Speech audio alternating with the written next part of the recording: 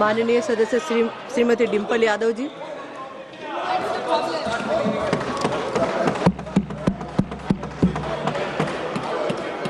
मैं धन्यवाद देना चाहूँगी अध्यक्ष महोदया का, जिन्होंने मुझे इतने महत्वपूर्ण 131वें संविधान संशोधन विधेयक पर बोलने का मौका दिया। सबसे पहली बात जो मैं रखना चाहूँगी, जो सत्ता पक्ष है वो जिस तरह की भूमिका बना रहा है कि विपक्ष लोग आरक्षण के साथ नहीं है, महिलाओं के आरक्षण के साथ नहीं है, जिस तरह की भ्रांति और भ्रम फैलाने का काम कर रही है सत्ता पक्ष के लोग, तो मैं उन लोगों से कहना चाहूंगी कि 2023 में जब नारी शक्ति वंदन अधिनियम बिल पास हुआ था तो पक्ष और पूरा विपक्ष एक साथ होकर इस बिल को हम लोगों ने पास कराया था और ये सर्व सहमति के साथ पास हुआ था। लेकिन जो ये अब संशोधन लाया जा रहा है, तो आखिरकार सरकार क्या चाहती है? क्या सरकार वाकई में महिलाओं का सशक्तिकरण चाहती है, या इस विधेयक को लाकर, इस संशोधन को लाकर वो खुद के सशक्तिकरण के तरफ काम कर रही है?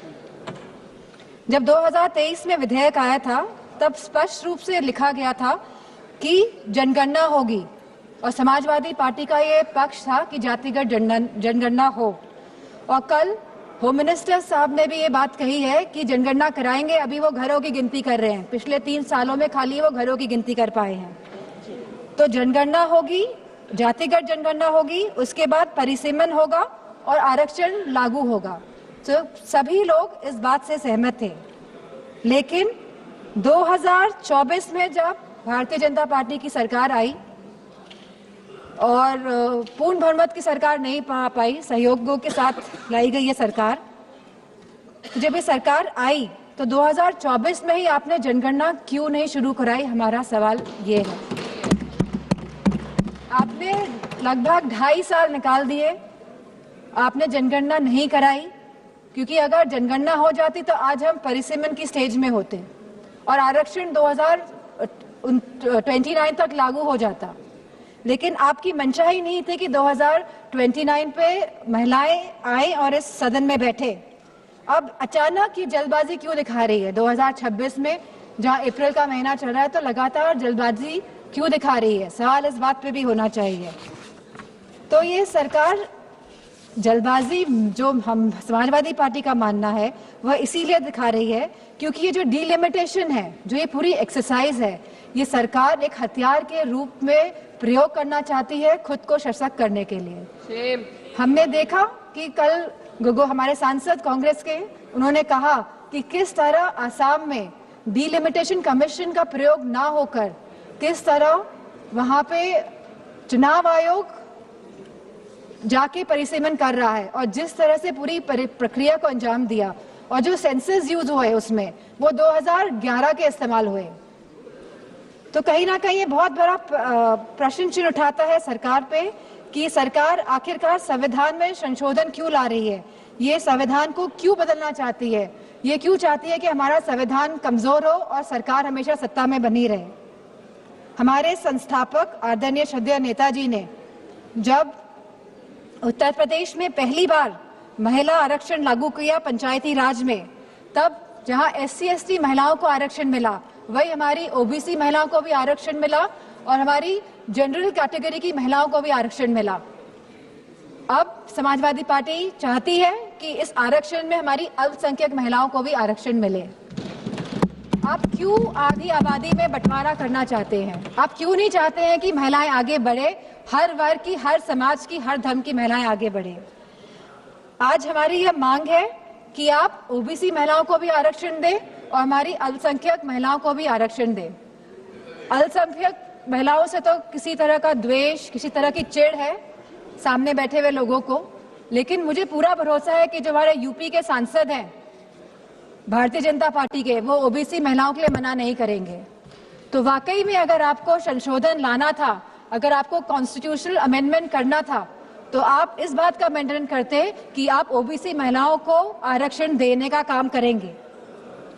आज जब आप अल्पमत में दिखाई दे रहे हैं, क्योंकि आप जानते हैं कि आपका जो वोट है वो खिसकता जा रहा है कहीं ना कहीं, तो आप आप इस तरह का भ्रम फैलाने के लिए ये संशोधन बिल लेकर आए हैं, क्योंकि आपका केवल एक ही लक्ष्य है कि जो डेटा, जो कास्ट सेंसस का डेटा, जो जातिगत जनगणना का जो डेटा आएगा, जिससे सबकी भागीदारी सुनिश्चित होगी, निश्चित होगी, आप इससे भागना चाह रहे हैं और आप डीलिमिटेशन की प्रक्रिया से इसीलिए सेंसस को हटाना चाहते हैं, या 20 या 25 साल के सेंसस का आप प्रयोग करना चाहते हैं।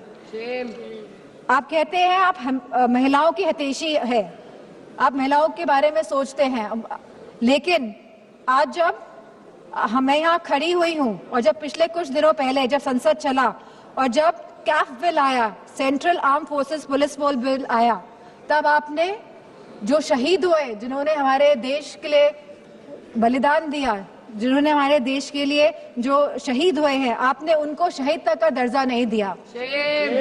आपने उन शहीदों की महिलाओं के बारे में, उनके बच्चों के बारे में नहीं सोचा। आज जब ये आप विधेयक लेके आ रहे हैं तो हमारी मांग है कि उन महिलाओं के सम्मान के लिए आप उन शहीद जनों को, शहीद जवानों को शहीद का दर्जा दें और साथ में आप उन्हें पेंशन देने का भी कार्य करें। अब जब महिलाओं की बात हो रही है तो आंगनवाड़ियों को क्यों छोड़ रहे हैं आप आंगनवाड़ियों को भी, जो इतने साल से संघर्ष कर रही है, जो गांव-गांव में संघर्ष कर रही है, आप उनको भी उनका मानदेय बढ़ाने का कार्य करें। जहां आप वाकई में चाहते हैं अगर महिलाएं सशक्त बने तो आप उनकी शिक्षा में ध्यान दीजिए। अध्यक्ष महोदय, यूपी में तो गांव-गांव में स्कूल बंद किए जा रहे हैं, प्राइमरी स्कूल्स को बंद किया जा रहा है बिना कुछ सोचे, बिना कुछ समझे। और स्वास्थ्य के जो हालात हैं और जो पोषण की जो व्यवस्था है उत्तर प्रदेश में, मैं समझती हूँ पूरी तरह से उत्तर प्रदेश की व्यवस्था ध्वस्त है। और सुरक्षा और महिलाओं के सम्मान की तो बात क्या ही करी जाए। हमने देखा है जिस तरह हाथरस कांड हुआ, जिस तरह भारतीय जनता पार्टी के जो एमएलए सेगर जी का जो पूरा कांड हुआ, और लगातार जो उत्तराखंड में कांड हुआ, जब हमारे सांसद ने एक कविता कह दी तब तो विपक्ष दल की सब सांसदें खड़ी हो गई, उनका विरोध करने लगी, भरपूर तरीके से इन लोगों ने विरोध किया। लेकिन जब मणिपुर की घटना हुई तो कोई भी भारतीय जनता पार्टी की महिला सांसद खड़ी नहीं हुई। जब उत्तराखंड में 19 साल की लड़की को मार दिया गया, अंकिता भंडारी को, तब भारतीय जनता पार्टी की कोई भी महिला सांसद खड़ी नहीं हुई। पुरुषों से तो हमें उपेक्षा नहीं है, लेकिन कम से कम महिलाओं से तो हम ये उम्मीद करते हैं कि वो एटलीस्ट महिलाओं के लिए तो खड़ी हों।